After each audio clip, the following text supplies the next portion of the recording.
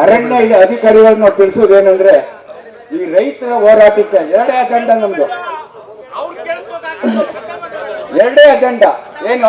ಇಲ್ಲ ಆನೆ ಹಿಡ್ಕೋದೆ, ಇಲ್ಲ ನಮ್ಗೆ ಶಾಶ್ವತ ಪರಿಹಾರ ಕೊಡಿ.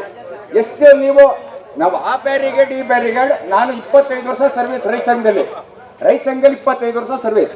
ಇವ್ರು 12 ವರ್ಷದಿಂದ ಬ್ಯಾರಿಗೇಡ್ ಎಳಿತಾ ಇದೀನಿ ಅಂತ ಹೇಳ್ತಾರೆ. ದೇವರಾಜವರು ಕರ್ಕೊಂಡೋಗಿ ಬ್ಯಾರಿಗೇಡ್ ತೋರ್ತಾರೆ.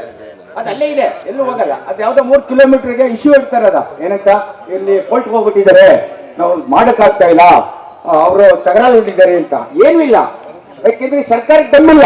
ಸರ್ಕಾರಕ್ಕೆ ದಮ್ಮಿದೆ 24 hours ಅಲ್ಲಿ ಆನೆ ಹಿಡಿಬೋದು. 24 ಗಂಟೆಲಿ ಆನೆ ಹಿಡಿತಾರೆ.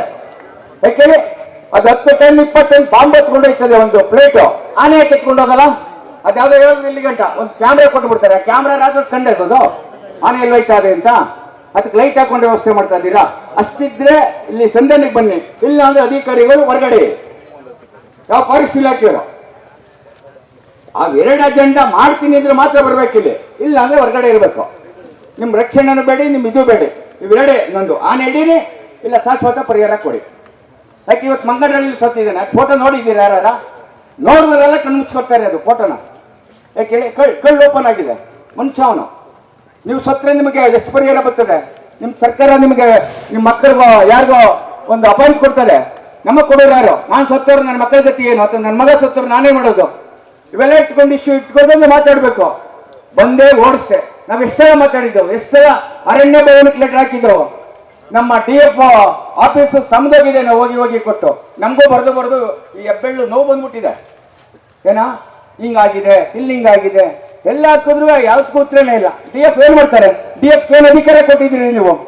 ಈ ಅರಣ್ಯ ಚೀಫ್ ಅಧಿಕಾರಿಗಳು ಒಬ್ಬ ಫಾರೆಸ್ಟ್ಗಲ್ಲಿ, ರೇಂಜರ್ಗಲ್ಲಿ, RFಗಲ್ಲಿ ಏನ್ ಕೊಟ್ಟಿದ್ದೀರಾ? ಸೆಕ್ಯೂರಿಟಿ ಅವ್ರಿಗೆ ಒಂದು ಪಟಾಕಿ ಕೊಡ್ತೀರಾ?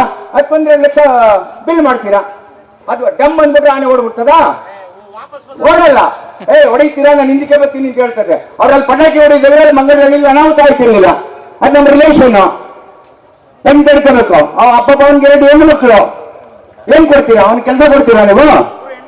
ಸರಿ, ಈ ರಾಜ್ಯದಲ್ಲಿ 5 ವರ್ಷ ಮಾತ್ರ ಇವರು ಮಿನಿಸ್ಟರ್ ಆಗಿರ್ತಾರೆ, ಮುಖ್ಯಮಂತ್ರಿಗಳಾಗಿರ್ತಾರೆ. ನೀವು 60 ವರ್ಷ ಆಗಿರ್ತೀರಾ. ಯಾಕೆ ಕ್ರಮ ತಗೊಳಕ್ಕಾಗಲ್ಲ? ಯಾಕೆ ಎದುರ್ತೀರ ಅವ್ರಿಗೆ? ನಾವು ಓಟ ಕೆಲಸ ಇರೋದು ಅವ್ರನ್ನ. ನೀವು ಯಾಕೆ ಎದುರ್ಕೊಳ್ಳೋದ್ರೆ ರಾಜೀನಾಮೆ ಕೊಡ್ಬಿಟ್ಟು ಅಂದ್ರೆ ಬೇರೆ ಜಿಲ್ಲೆಗೆ ಟ್ರಾನ್ಸ್ಫರ್ ಆಗಿ ನಿಮ್ ಕೈ ಮಾಡೋಕ್ಕಲ್ಲ, ಅರಣ್ಯ ಇಲಾಖೆ ಕೈಲಿ ಅಂತ ನಮ್ಮ ಅದೇಳಿದ್ರೆ ನಮ್ಗೆ ಅಪೀಲ್ ಆಗ್ತಾರೆ. ಏನ್ರಿ ನನ್ನ ನಿನ್ನೆ ಟಾರ್ಗೆಟ್, ನನ್ನ ಮೇಲೆ ಯಾಕೆ ಆಗ್ತೀರಾ ನೀವು? ರಿಟೈರ್ಡ್ ಆಗಿ ಅಥವಾ ರಾಜೀನಾಮೆ ಕೊಡಿ ಅಂತ ಕೇಳ್ತಾರೆ ಒಬ್ರು ಅಧಿಕಾರಿ. ಯಾಕೆ ಬೇಕು? ನಮಗೂ ನಮ್ಮ ಭಾಷೆಗಳು ಎಷ್ಟಿದೆಯೋ ಅಷ್ಟೆಲ್ಲ ಹೇಳಿ ಸಾಕಾಗಿ ನಾವು ಮಾತಾಡೋದೇ ಬೇಡ ಅಂದ್ಬಿಟ್ಟು ಬಾಯಿಗೆ ಹಾಕೊಂಡು ಕುಂತು ಬಿಟ್ಟಿದ್ವಿಯಪ್ಪ.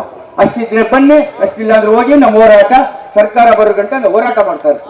ಕರುನಾಡು ಟೈಮ್ಸ್ ಚಾನೆಲ್ನಲ್ಲಿ ಸುದ್ದಿ ಮತ್ತು ಜಾಹೀರಾತು ನೀಡಲು ಈ ನಂಬರ್ಗೆ ಕರೆ ಮಾಡಿ.